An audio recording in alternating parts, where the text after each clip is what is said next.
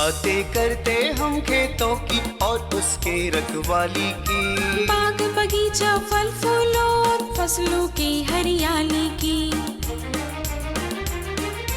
हम बीजों की बातें करते उत्तम जल संसाधन की, हम तकनीकी बातें करते फसलों के उत्पादन की।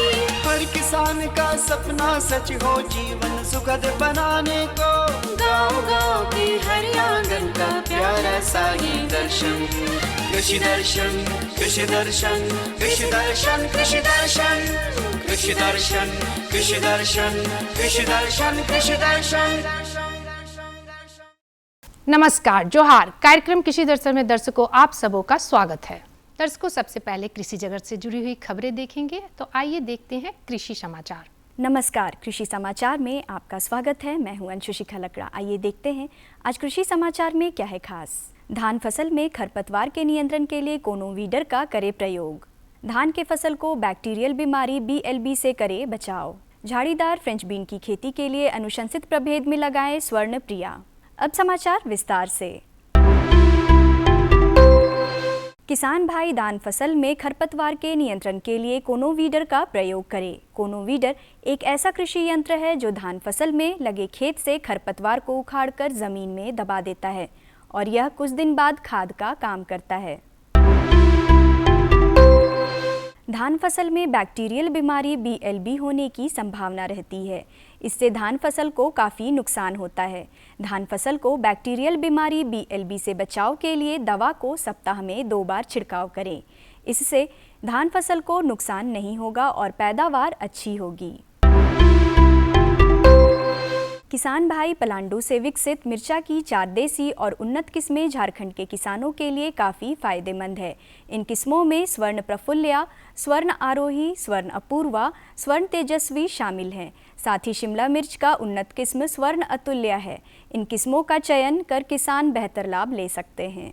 किसान भाइयों, अगर आप देसी किस्म जैसे उन्नत शीतल किस्म का खेती करना चाहते हैं तो हमारे अनुसंधान केंद्र पलांडू से जो है 4 किस्में विकसित किया गया है जो यहाँ के झारखंड के लिए बहुत ही उपयुक्त है। स्वर्ण प्रफुल्ल्या, स्वर्ण आरोही जो ऊपर की ओर फलता है, स्वर्ण अपूर्वा और एक अचार वाला मिर्चा है स्वर्ण तेजस्वी। उसके साथ साथ शिमला मिर्च का भी एक किस्म है स्वर्ण अतुल्य। उसका बीज जो है हमारे केंद्र पर उपलब्ध है, किसान भाई उसको लगा सकते हैं। अगर कोई किसान भाई संकर किस्मों का प्रयोग करना चाहते हैं तो उनके क्षेत्र में जो भी संकर किस्म जो है पहले से अच्छा कर रहा है उस किस्म का चुनाव कर सकते हैं। झाड़ीदार फ्रेंच बीन की खेती से अधिकाधिक उत्पादन लेने के लिए 80 से 90 किलोग्राम बीज प्रति हेक्टेयर लगाएं। कतार से कतार की दूरी 40 सेंटीमीटर और पौधा से पौधा की दूरी 10 सेंटीमीटर रखें। बेहतर उत्पादन के लिए अनुशंसित प्रभेद में पंत अनुपमा, स्वर्ण प्रिया, अर्का कोमल, स्ट्रिंगलेस लगाएं। झाड़ीदार फ्रेंच बीन की खेती के लिए अच्छी जल निकास वाली बलुई दोमट मिट्टी उपयुक्त है। अम्लीय मिट्टी में 1 महीना पहले चूने का भुरकाव करें। रोपाई के समय गोबर खाद 200 क्विंटल, नेत्रजन 40 किलोग्राम, स्फूर 80 किलोग्राम, पोटाश 40 किलोग्राम प्रति हेक्टेयर खेत में मिलाएं। फ्रेंच बीन की खेती बरसात के समय में मेड़ बनाकर करें। किसान भाई खेतों में बीज और खाद छिड़कने के लिए फर्टिलाइजर कम सीड ब्रॉडकास्टर नामक कृषि यंत्र का प्रयोग कर सकते हैं। इसकी कार्य क्षमता 2 एकड़ प्रतिदिन है। आज की विशेष जानकारी है बैगन फसल में पत्तियों से रस चूसने वाले कीट माहो और माइट के रोकथाम के बारे में। बैगन फसल में पत्तियों से रस चूसने वाले कीट माहो और माइट के रोकथाम के लिए नीम निर्मित दवा 5% 2 से 3 बार फसल पर छिड़काव करना चाहिए। इससे फलछेदक कीट भी नहीं लगते हैं। 2% नीम के तेल का व्यवहार भी फलछेदक कीट के रोकथाम में कारगर है। यदि पत्तियों से रस चूसने वाले कीड़ों का प्रकोप अधिक हो तो इमिडाक्लोप्रिड 17.5 दवा 150 मिलीलीटर प्रति हेक्टेयर की दर से छिड़काव करें। और अब एक नज़र राज्य के 5 प्रमुख शहरों के मौसम के मिजाज पर। आज राज्य के 5 प्रमुख नगरों के अधिकतम और न्यूनतम तापमान कुछ इस प्रकार दर्ज किए गए। रांची का अधिकतम तापमान 30 कृषि समाचार में आज इतना ही। अगले दिन अगले अंक में फिर मुलाकात होगी कुछ ताज़ा तरीन खबरों के साथ। तब तक के लिए दीजिए इजाज़त। नमस्कार, जोहार। दर्शकों, कृषि समाचार में आपने कृषि जगत से जुड़ी हुई खबरें देखी मंडी का भाव और साथ में मौसम का मिजाज भी जाना। अब रुकते हैं एक छोटे से विराम के लिए। भारत सरकार का हर प्रयास किसानों को दे रहा है एक नई आस। देश के किसानों की खुशहाली और उन्हें आत्मनिर्भर बनाने के लिए भारत सरकार समर्पित है। प्रधानमंत्री श्री नरेंद्र मोदी जी के नेतृत्व में कृषि क्षेत्र में किए गए निरंतर प्रयासों के फलस्वरूप देश खाद्यान्न व बागवानी के क्षेत्र में आत्मनिर्भर हो चुका है और देश में दलहन का उत्पादन भी बढ़ा है। इसी तरह भारत सरकार ने खाद्य तेलों के उत्पादन को बढ़ाने के भी अनेक प्रयास किए हैं। इसी क्रम को आगे बढ़ाते हुए माननीय प्रधानमंत्री श्री नरेंद्र मोदी जी के नेतृत्व में भारत सरकार ने दूरदर्शी निर्णय लेते हुए राष्ट्रीय खाद्य तेल मिशन ऑयल पाम की शुरुआत की है। इस मिशन से देश भर के किसानों को बहुत लाभ मिलेगा। कृषि के पूंजी निवेश में वृद्धि होगी, खाद्य तेल आयात पर देश की निर्भरता कम होगी और रोजगार के नए अवसर पैदा होंगे। खाने के तेल में आत्मनिर्भरता के लिए अब राष्ट्रीय खाद्य तेल मिशन ऑयल पाम का संकल्प लिया गया है। इससे किसानों को तो सीधा लाभ होगा ही, गरीब और मध्यम वर्ग के परिवारों को सस्ता और अच्छी क्वालिटी का तेल भी मिलेगा। यही नहीं, ये मिशन बड़े स्तर पर रोजगार का निर्माण करेगा। इस मिशन के अंतर्गत ऑयल पाम का रकबा और पैदावार बढ़ाने पर जोर देने के लिए सरकार ने 11,000 करोड़ रुपए से अधिक की सहायता राशि निर्धारित की है। मिशन के तहत सरकार ने ऑयल पाम की खेती के लिए रोपण आदि की सहायता में बढ़ोतरी करते हुए पहले मिलने वाले 12,000 रुपए प्रति हेक्टेयर को बढ़ाकर 29,000 रुपए प्रति हेक्टेयर तक कर दिया है। ऑयल पाम के पुराने बागों के पुनरुद्धार के लिए 250 रुपए प्रति पौधा के हिसाब से विशेष सहायता दी जा रही है। पौधारोपण सामग्री की कमी दूर करने और बीजों की पैदावार करने वाले बागों को भी सहायता दी जाएगी। इसके तहत 15 हेक्टेयर ऑयल पाम उद्यान के लिए 80 लाख रुपए तक की सहायता राशि दी जाएगी। इसके अलावा नर्सरी विकास के लिए 40 लाख रुपए तक तय किए गए हैं। पूर्वोत्तर और अंडमान राज्यों के लिए विशेष सहायता का भी प्रावधान है। ऑयल पाम के किसान ताजे फलों के गुच्छे यानी FFB का उत्पादन करते हैं, जिनकी वर्तमान में कीमतें अंतर्राष्ट्रीय मूल्यों में उतार चढ़ाव के आधार पर तय होती हैं। पहली बार केंद्र सरकार ताजे फलों के गुच्छे की कीमत के लिए किसानों को आश्वासन दे रही है। ये व्यवहार्यता मूल्य यानी VP कहलाएगा, यानी किसानों को कोई घाटा नहीं होने दिया जाएगा। व्यवहार्यता मूल्य VP तय करने की शुरुआत 1 नवंबर से होगी और अगले वर्ष 31 अक्टूबर तक जारी रहेगी। इसे ऑयल पाम वर्ष कहा जाएगा। इस योजना के तहत वर्ष 2025-26 तक ऑयल पाम का रकबा 6.5 लाख हेक्टेयर सृजित करने और कच्चे ऑयल पाम की पैदावार वर्ष 2025-26 तक 11.20 लाख टन पहुंचाने का लक्ष्य निर्धारित किया गया है। सरकार के इस महत्वपूर्ण निर्णय से देश में ऑयल पाम की खेती करने वाले किसानों में विश्वास पैदा होगा और वे खेती का रकबा बढ़ाएंगे। इस तरह पाम ऑयल का उत्पादन भी बढ़ेगा, जिससे किसानों की आय बढ़ेगी और ग्रामीण अर्थव्यवस्था भी सुदृढ़ होगी। दर्शकों, आज का विषय है दुधारू पशुओं का स्वास्थ्य और आवास प्रबंधन के बारे में। किन किन बातों का ध्यान रखा जाए, इसके लिए हमारे विशेषज्ञ देंगे आपको महत्वपूर्ण जानकारी। आज हम लोग जानकारी हासिल कर रहे हैं कि दुधारू पशुओं के आवास एवं उनके स्वास्थ्य प्रबंधन किस प्रकार से की जाए। इस विषय की जानकारी देने के लिए आज उपस्थित है डॉक्टर निशांत पटेल, जो वैज्ञानिक हैं पशु चिकित्सा महाविद्यालय में। उनको रहने की मेन व्यवस्था और स्वास्थ्य में किस प्रकार से ध्यान दें ताकि ज़्यादा से ज़्यादा उनका उत्पादन और दूध वगैरह दे सकें। अगर देखिए किसान भाई अगर डेयरी पालन कर रहे हैं तो उनका सबसे महत्वपूर्ण इनका जो ये रहता है कि आपको दुधारू पशु को कैसे आप अच्छी तरह से देखभाल करें। इसके लिए कुछ महत्वपूर्ण बातों का ध्यान रखना होगा, जैसे उनका कैसे पालन पोषण कर रहे हैं, कैसे रख रखाव है, किस टाइप का भोजन दे रहे हैं उनको, किस टाइप का पशु स्वास्थ्य प्रबंधन कर रहे हैं। ये सारी बातों का जानकारी होना बहुत ही आवश्यक है। जैसे दुधारू पशुओं में उनका आहार अलग होता है, उनका निवास स्थान अलग होता है, क्या बीमारी का लक्षण है, वो सब हम उस सब सारी चीज़ों का जानकारी हमें होना चाहिए। और उसके बाद ही उसके हिसाब से हम उसके बाद उसके लिए बराबर उसकी आवश्यकता अनुसार उसकी हम पूर्ति कर सकते हैं। तो सबसे पहले हमारे किसान भाई को ये बताएं, जो पशुपालक भाई है उनको ये बता दें कि उनके खान पान में क्या विशेष ध्यान देंगे। खान पान में देखिए, अगर हम खान पान पशु का सही नहीं रखेंगे तो उनका दूध उत्पादन में कमी हो जाएगा, साथ ही उनका प्रजनन क्षमता भी कम हो जाएगा। अगर प्रजनन क्षमता कम होगा तो अगले बार जो बच्चा देगी, ब्यात होगी, वो भी उस पर भी असर पड़ेगा। इसलिए खान पान में जैसे उसका विभिन्न अवस्था को देखते हुए, अगर पशु दुधारू है तो उसको देखते हुए हम लोग संतुलित आहार देंगे। अगर हम सिर्फ उसको हरे चारा पे रख रहे हैं, मान लिया किसान भाई थोड़ा सा ज़्यादा वो सक्षम नहीं है या कम पूंजी है उनके पास और उनके पास सूखा चारा की व्यवस्था नहीं है, अगर सिर्फ हरा चारा पे रख रहे हैं, अगर 5 लीटर दूध दे रही है तो सिर्फ हम उस पर हरा चारा पे रख सकते हैं, अतिरिक्त दाना देने की आवश्यकता नहीं है। लेकिन अगर उनकी दुधारू गाय जो है वो 5 लीटर से ज़्यादा दूध दे रही है तो प्रत्येक 3 लीटर दूध पे हम एक्स्ट्रा 2.5 kg कॉन्सेंट्रेट उसको दाना देंगे, ताकि उनका स्वास्थ्य बना रहे और वो अच्छी से दूध उत्पादन कर सके और वो समय पे हीट में आए और उनको अगली बार प्रजनन में किसी तरह का परेशानी नहीं है। डॉक्टर साहब, जैसा बोले कि संतुलित आहार और दाना, तो वो क्या चीज़ है? दाना और संतुलित आहार में क्या?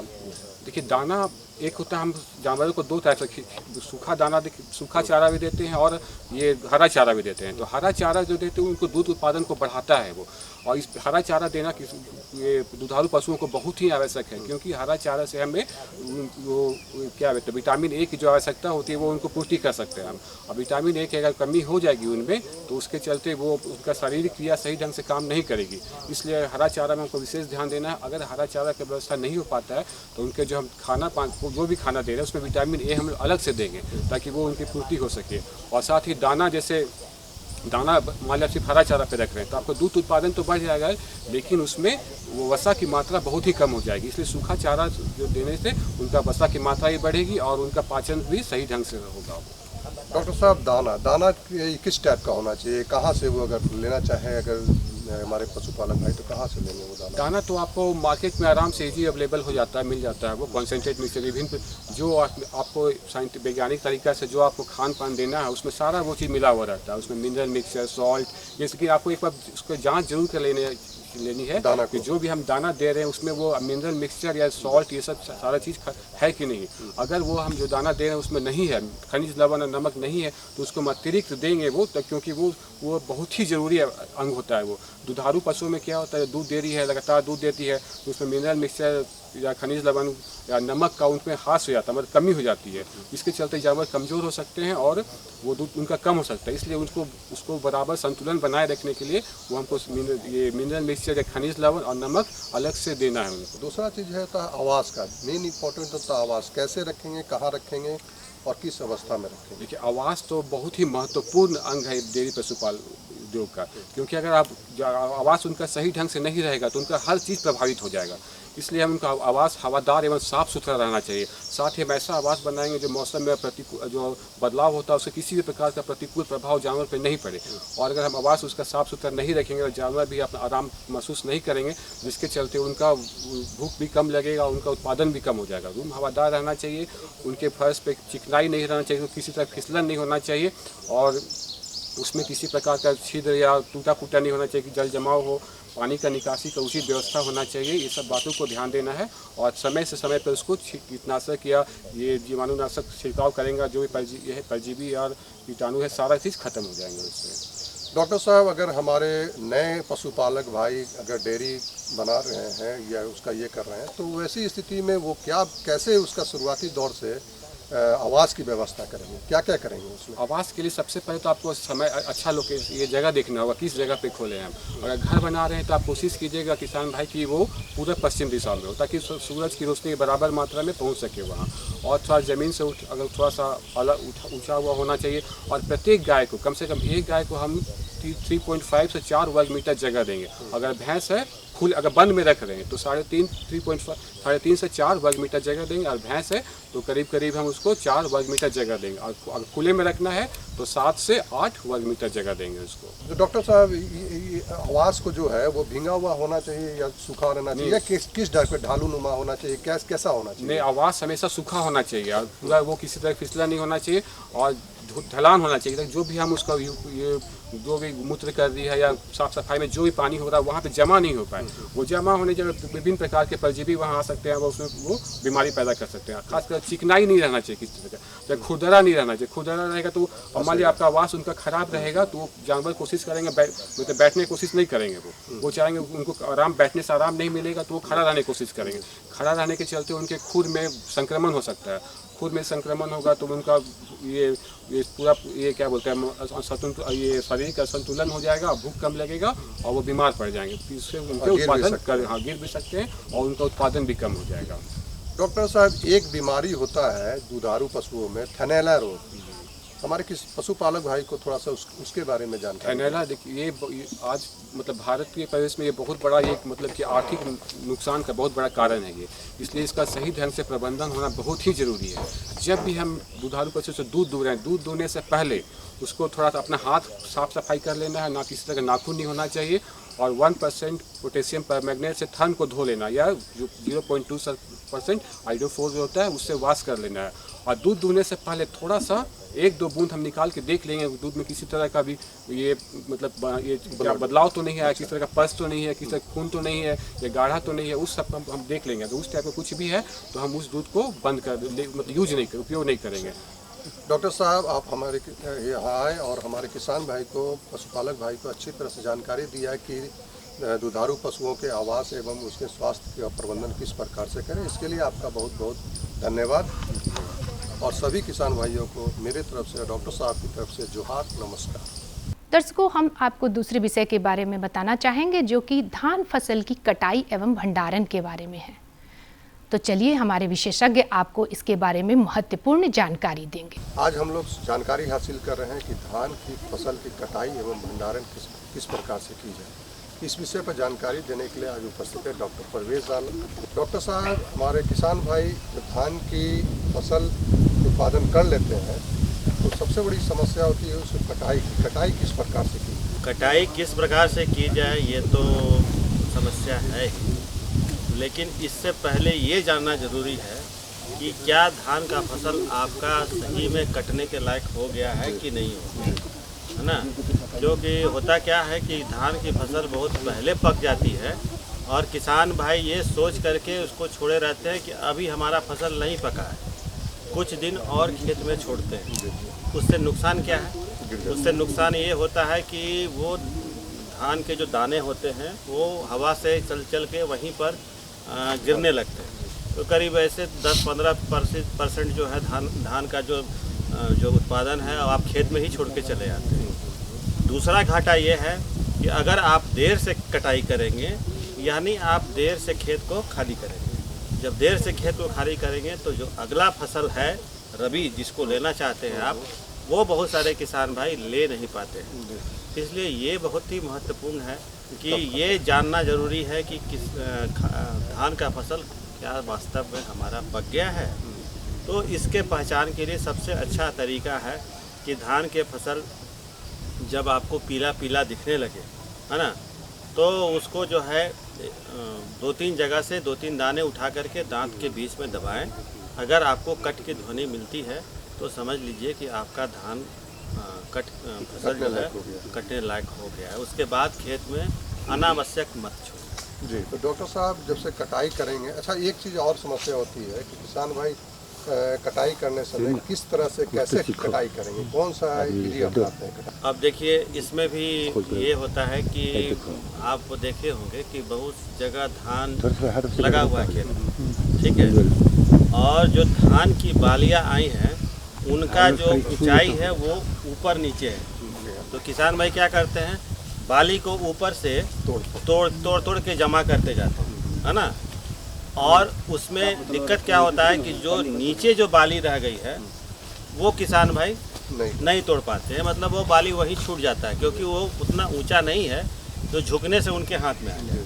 तो सबसे बेस्ट तरीका है कि ज़मीन से 6 इंच ऊपर, है ना, मतलब इतना 1 बित्ता के आसपास आप ज़मीन से ऊपर जितना भी धान के पौधे हैं उसको वहाँ से काट कर आप बंडल बनाएं, और ये सबसे अच्छा तरीका है। इससे क्या होता है कि कोई भी धान की बाली आपके खेत में नहीं मिलेगी। दूसरा समस्या मुझे जहाँ तक लगता है डॉक्टर साहब कि इसमें आपको उसका जो डंटी वगैरह रहता है वहीं छूट जाता है, वैसी स्थिति के लिए भी काटना उचित होता है। जी बिल्कुल। अब है कि अब जो पुआल जी, अगर आप पुआल ऊपर से तोड़ रहे हैं, सिर्फ दाने को, मतलब उसका जो जिसमें दाना आया है पेनिकल जिसको बोलते हैं, अगर सिर्फ उसको तोड़ रहे हैं तो आप तो पुआल वहीं छोड़ रहे हैं। अब पुआल को क्या करेंगे? अगर पुआल अगर आप ले जाएंगे तो उसका बहुत सारा उपयोग आप कर सकते हैं। तो जो लोग ऊपर से जो तोड़ते हैं ना, उसके बाद वो क्या करेंगे कि उसको खेत में जो पुआल बचा है, खड़ा है, उसमें आग लगा देते हैं। अब आग लगाने से क्या हुआ कि पर्यावरण को नुकसान, आपको पुआल नहीं मिला। पुआल अगर आप इकट्ठा करते तो हो सकता है आपके जानवर को चारा के रूप में इस्तेमाल कर सकते थे। अगर आपके पास जानवर नहीं है, आप बेच करके उससे कुछ पैसा कमा सकते थे। तो किसी भी हाल में पुआल को खेत में ना छोड़े, ये आपका प्रयास होना चाहिए। और किसी भी हाल में उसको खेत में जलाना ये उचित नहीं। जी डॉक्टर साहब, जब हमारे किसान भाई इसको कटाई कर लेंगे तो उसके बाद का प्रोसेस वो किस तरह से करेंगे? अब देखिए, होता क्या है कि किसान भाई के पास खेत देहात में ऐसा होता है कि कुछ खेत एक जगह पर है, कुछ खेत दूसरी जगह पर है, कुछ खेत तीसरी जगह पर है। अब मान लीजिए किसान भाई एक खेत का आज कटाई किया है ना, उसके बाद वो क्या करेंगे, उस कटाई करने के बाद वो सारे कटे हुए पुआल के साथ जो धान आपका है उसको खेत में ही बिछा करके छोड़ देते हैं सूखने के लिए। गलत तरीका है, क्योंकि जैसे ही आप ज़मीन पर उसको छोड़ते हैं तो क्या होता है कि ज़मीन का जो नमी है उससे आपका जो ग्रेन का जो क्वालिटी है वो ख़राब होने लगता है, पहला चीज़। दूसरा चीज़, बहुत सा ज़मीन में कीड़े मकोड़े के अंडे और ये सब रहते हैं, हाँ, फफूंद वगैरह रहते हैं, वो सब आपके धान के बीज में लगने की संभावना रहती है। तो बेस्ट तरीका ये है कि आज जैसे मान लीजिए आप सब कोई एक खेत है जिस पे आप कटाई करने घुसे हैं, तो वहाँ पर आप खेत नीचे से काट लीजिए। काटने के बाद सबको पहले बंडल बनाइए, बंडल बना के उसको अपने खलिहान में पहुँचाइए। जब आप खलिहान में पहुँचा देते हैं वो खेत। साहब, एक सवाल यहाँ पर भी, खलिहान किस प्रकार का होना चाहिए, उसमें क्या व्यवस्था होनी चाहिए खलिहान का? खलिहान देखिए, खलिहान को धान काटने से पहले आपको खलिहान तैयार करना होगा। खलिहान अक्सर गांव में किसान भाई जो जहां पर धान की मिसाई वगैरह करते हैं उसको पहले से तैयार करना होता है। तैयार करने का मतलब ये है कि उसको ये कोशिश होनी चाहिए कि वहाँ पर किसी तरह का नमी ना हो, किसी तरह का फफूंद का अवशेष ना हो, किसी तरह का उसमें रोड़ा पत्थर आपने कहा वो सब ना हो। तो उसके लिए किसान भाई को क्या करना चाहिए कि गोबर और चूने का लेप करके और उसको पहले लिपाई करके उसको सूखने छोड़ देना चाहिए। जिस एरिया में आप धान का बंडल ला के रखेंगे और जिस एरिया में आप उसका मिसाई करेंगे, तो ये चूना और गोबर का प्रयोग करने से ये होगा कि एक तो ज़मीन आपकी समतल हो जाएगी, किसी तरह का रोड़ा खुदरापन नहीं रहेगा, और तीसरा जो भी उसमें बीमारियां हैं वो वहीं पर दबी रहेंगी, वो ऊपर नहीं आएंगी, है ना। तो इसके बाद आप वहाँ से, मैंने बताया ना कि जो बंडल बनाया आपने उसको ले करके अपने खलिहान पे पहुँचा दीजिए। अब एक खेत का काम खत्म हो गया। अब इसके बाद आप दूसरी खेत पे जाएंगे, यही प्रक्रिया वहाँ भी अपनाएंगे। फिर दूसरी खेत का जब आप पूरा अनाज जो है काटने के बाद, पुआल सहित जो काटने के बाद उसको खलिहान पे पहुंचा दिया, इसी तरह से तीसरे चौथे पाँचवें छठे जहाँ तक भी आपका ज़मीन है वो एक एक करके आप धान को कटाई करना शुरू करें। तो इसके बाद आप मिसाई कर सकते हैं। अब मिसाई करने के लिए बहुत सा तरीका है। एक तो पैडी थ्रेसर जो पैर से चलता है, ये काफ़ी इकोनॉमिकल होता है और हम समझते हैं मैनुअल होता है जी, और हम समझते हैं कि इससे आप एक दिन में बहुत ज़्यादा धान का मिसाई आप कर सकते हैं। आप इसका इस्तेमाल करिए। बहुत जगह आप देखे होंगे कि गोल गोल बिछा देते हैं और उस पर ऊपर जानवर को चलाते हैं। ये सही तरीका नहीं है, क्योंकि इसमें टाइम भी बहुत लगता है और प्रॉपर मिसाई नहीं हो पाता है। 10% 20% धान में जो अनाज है वो उसी में छूट जाता है। बहुत सी जगह आप देखे होंगे कि लोग पटक के करते हैं, हाँ, तो ये भी सही तरीका नहीं है। इसमें काफ़ी एनर्जी खर्चा होता है, किसान भाई थकते भी हैं और ग्रेन बहुत जगह इधर उधर छितराता है ना। तो ये सबसे अच्छा है कि जो मैनुअल पैडी थ्रेसर है उसका इस्तेमाल कीजिए और इससे आप धान की मिसाई आप कम और अब सबसे इम्पोर्टेंट चीज़ होता है भंडारण, सबसे मुख्य चीज़ है। तो भंडारण की व्यवस्था कैसे करें, कौन सी विधि अपनाएं ताकि ज़्यादा सुरक्षित रहे अनाज? देखिए, भंडारण के लिए सबसे पहला महत्वपूर्ण चीज़ होता है कि भंडारण के लिए धान को तैयार करना, है ना। जब तक आपका धान तैयार नहीं है तब तक आप भंडारण पे नहीं जा सकते। तैयार करने से मतलब ये है कि धान को अच्छी तरह से सन ड्राइंग करना, यानी धूप में धान को सुखाना। कब तक सुखाएंगे?